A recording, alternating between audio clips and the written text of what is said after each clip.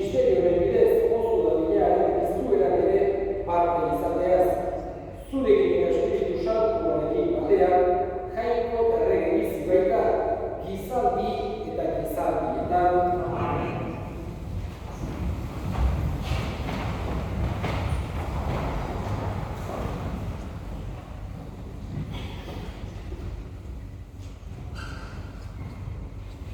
Apocalipsis liburu, ni Juanek aurki zuri handi bat ikusi nuen, eta hankarrik zegoen.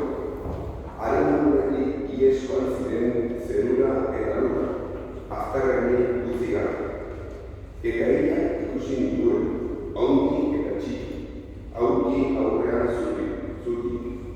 Ireki ziren liburua, beste liburu bat ere ireki zen, bizien liburua. Haietan, idatzitatotik epaituak izan ziren gila, nor bere egin zean arabera. Itxasoak bihurtu zituen bere barruan zeuzkanik, heriotza eta hilen lehizeak ere. Bihurtu zituzten bere barruan zeuzkatenak, eta bakoitza bere egin zen arabera epaitu izan zen. Orduan, heriotza eta hilen lehizean suzko lehizera amindu zituzten. Suzko lehizera bigarren heriotza da. Eta bizien inguruan idatzirik aurkitu ez ziren guztia suzko lehizera amindua izan ziren. Zeru berri bat eta lur berri bat ikusi nituen. Lehenengo zerua eta lehenengo lurra joan baiziren, eta itxaso hori ere ez zegoen. Jaunak esana?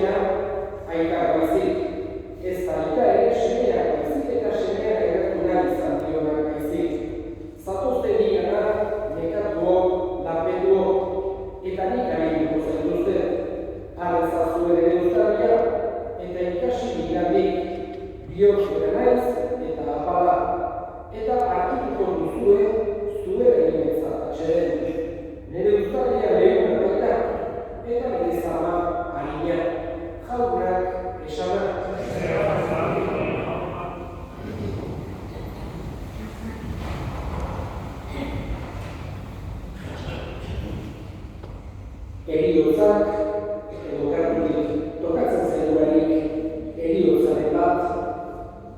Esan genezake, heriotzak gogorazten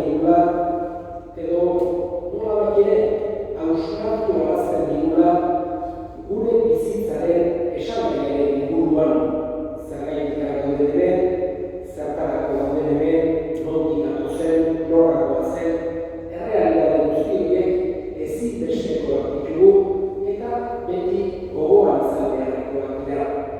Eguneroko martxa, askotan alde batera bezala ditugu, nahiko pentsamendu, nahiko egin behar, nahiko zeregin egitzen dugu, eta zegu askirik esateko modu horren inguruan pentsatu behar izateko.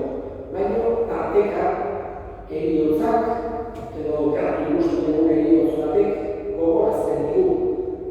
Hortan edo hori ere kontutan hori behar duguna beti gure bizitzaren esanahia, gure bizitzaren zergatia ezinbestekoa dugu hori dena kontutan edukitzea.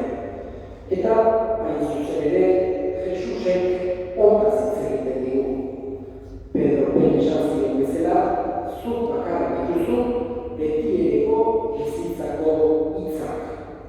Eta heriotzaren inguruan guretzako, sinistunentzako altxor handi bat bezala hartu behar ditugu Jesusek heriotzaren inguruan eta bizitzaren inguruan erakutsitako errealitate guztiak. Una de las cosas bonitas que tiene la vida en los pueblos que no tienen una gran dimensión, es que nos conocemos absolutamente todos. No hay nadie anónimo cuando estamos en la calle, solamente si hay alguien desde fuera, pero todos los demás nos conocemos y nos saludamos, o no nos saludamos, pero en cualquier caso nos conocemos todos en los pueblos, a diferencia de las grandes ciudades en las que puedes pasar días enteros sin ver a nadie que conozcas y todas las caras que ves son nuevas, son anónimas, son desconocidas. Mientras que en el pueblo todas las personas que vemos sabemos quién es, sabemos de qué casa es, sabemos quién es su familia, y eso es una cosa muy bonita que tienen los pueblos. Y es una realidad que también Jesús nos ha querido hacer ver que Dios nos conoce de esa manera, de una manera personalizada. Cuando nos enseña Jesús la parábola del buen pastor, es decir, nos pone como ejemplo a sí mismo para que entendamos la forma en que Dios nos conoce y nos quiere, es como un pastor bueno que quiere y conoce a cada una de las ovejas. No solamente que quiere el rebaño como un grupo, sino que conoce y distingue a cada una, y basta que una esté tranquila para que no esté tranquilo el pastor, no se vaya a dormir hasta que encuentre esa oveja y la trae con todas las demás a redil. Con eso nos quiere hacer Jesús entender que Dios nos quiere de esa manera, que ninguno somos anónimos, que no nos quiere solamente como grupo, nos quiere a todos, sino nos conoce y nos quiere a cada uno de nosotros. Y esa consideración, esa realidad, quiere también que nosotros produzca paz, produzca confianza en cualquier situación de la vida. Hoy estamos despidiendo a nuestro hermano Pachi, tan conocido aquí, digamos, en el Telurio, de tantos años, que ha participado muchas veces sobre estar aquí en la entrada de la iglesia, antes de misa, le saludábamos, hacía alguna broma, algún comentario, alguna cosa. Un hombre tremendamente conocido para nosotros y que hoy nos toca despedir. Y también, como decía, conocido para Dios. Él, que desde pequeño tuvo el don de conocer a Jesús, conocer la fe, ser parte de la iglesia, que ha vivido también teniendo en cuenta esa fe, ese participar en la iglesia, teniendo en cuenta a Jesús, hoy se encuentra delante de ese buen pastor que nos ha hecho, venimos de él y vamos también donde él. Y a él le pedimos por nuestro hermano Pachi, para que le dé el descanso eterno de todos sus trabajos, para que le haga sentir la felicidad plena que él nos quiere dar, para que también, al estar arriba, tenemos en cuenta que no acaba nuestra relación con los difuntos, sino que se transforma en la muerte y que desde allí también puede él ayudarnos a nosotros. Eskatzen dugu bada, gure goiko hartzailea, gure maite gaituen aita errotitsuari. Patxi gure senidea hemen fedearen bidez bera ezagutu zuena, orain apelizartegi egon dadila bera begira, beti egotasun osoan, eta batxike handik gure arte egiten segidezala.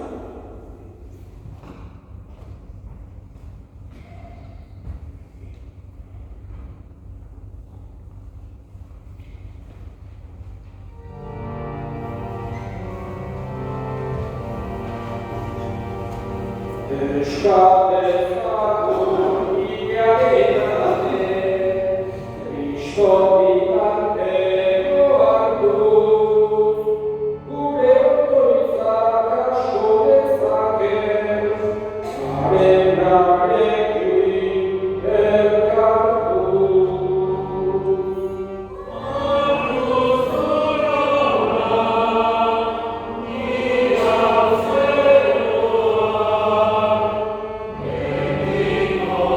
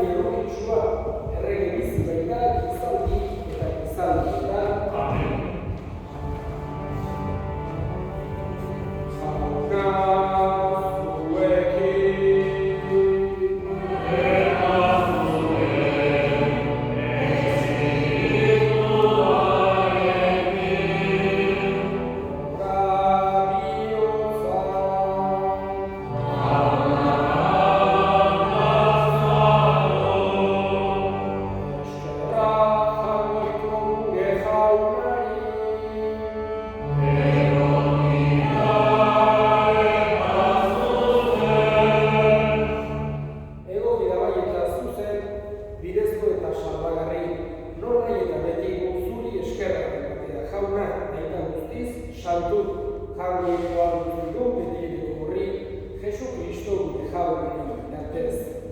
Bera, geren alde egin da, guztio betiko iniz daitezen. Gehiago orainik bere bizi eman du, guztio betiko zuretzat bizi daitezen. Horregatik, aingeru taldeekin batean goresten zaitugu, ozez beterik kantatzea deguna.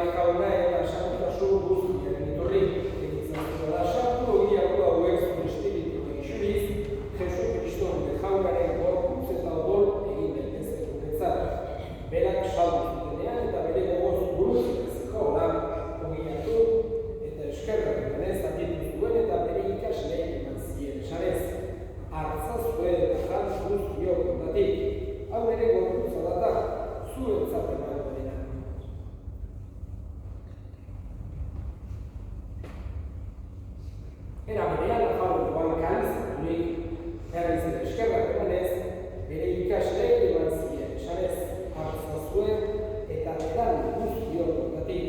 Hau nire ogularen kalizata, itu berri eta beteko garen nola, zuentzat eta askorentzat dekatuak bakatzeko isurik dutena, egizue hau bere hori gari.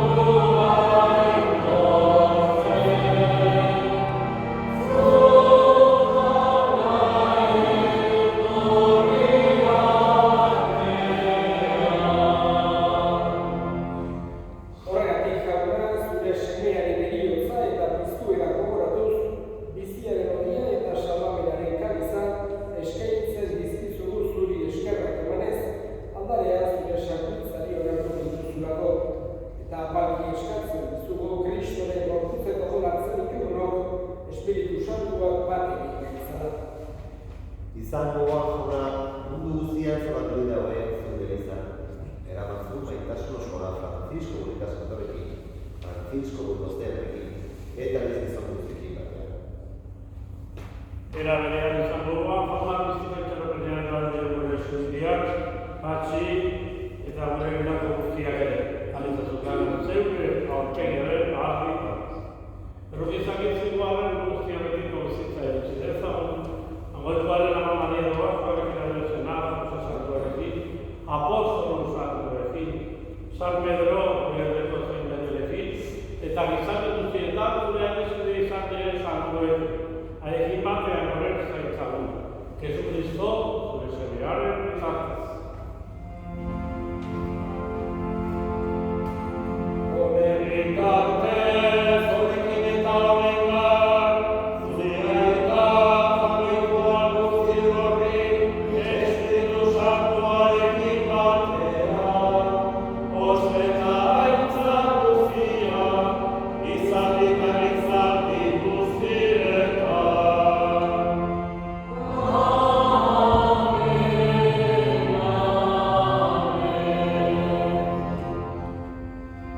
Batzaileak aginduta erakutxeari jarraitu, ditur gabe esan dezagun.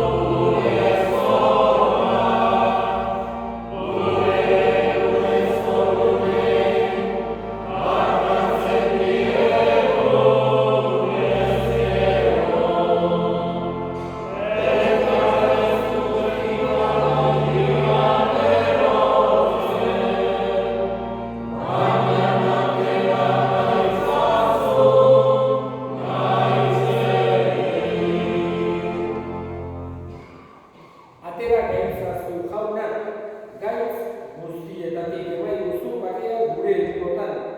Zure errugiari eskertutik garbi bizi gaitezen eta estualdietan sendo betiko zorionaren itxaropenean Jesu Kristo gure salbatzailea lortz etorriko den zain gaudela.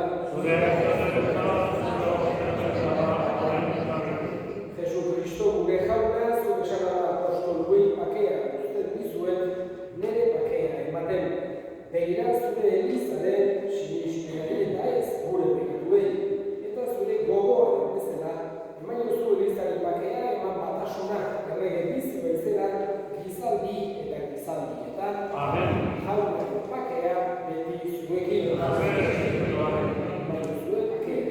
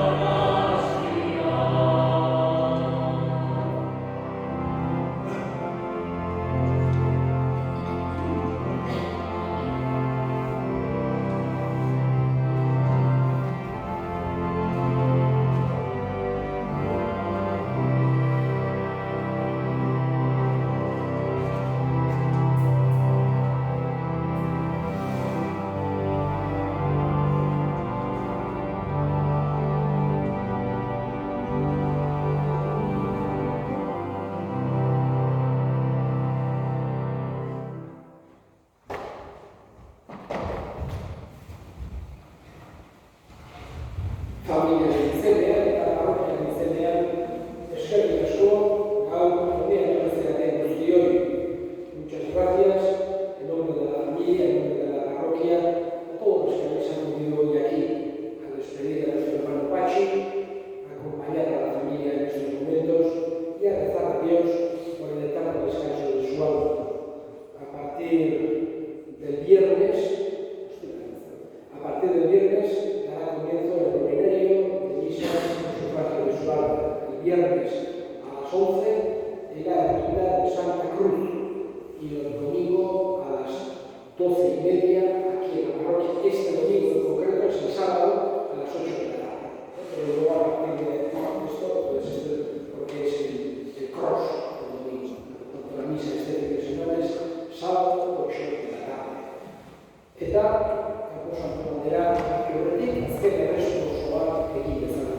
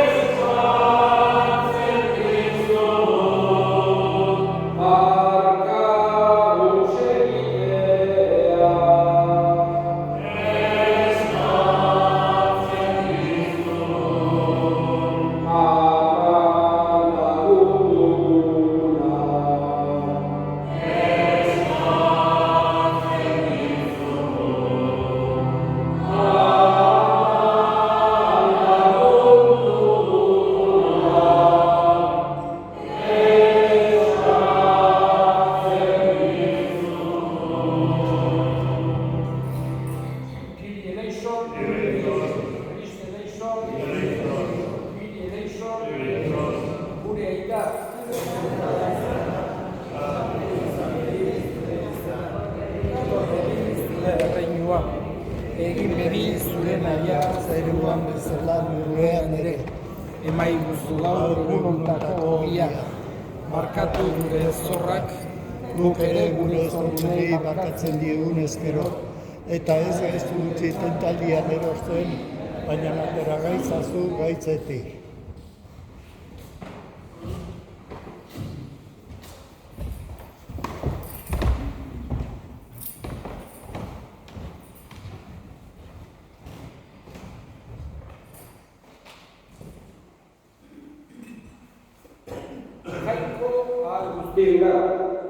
Zorionik egiten dizugu mundu otatik zaigu Patxi zure sakrifizioarentzat.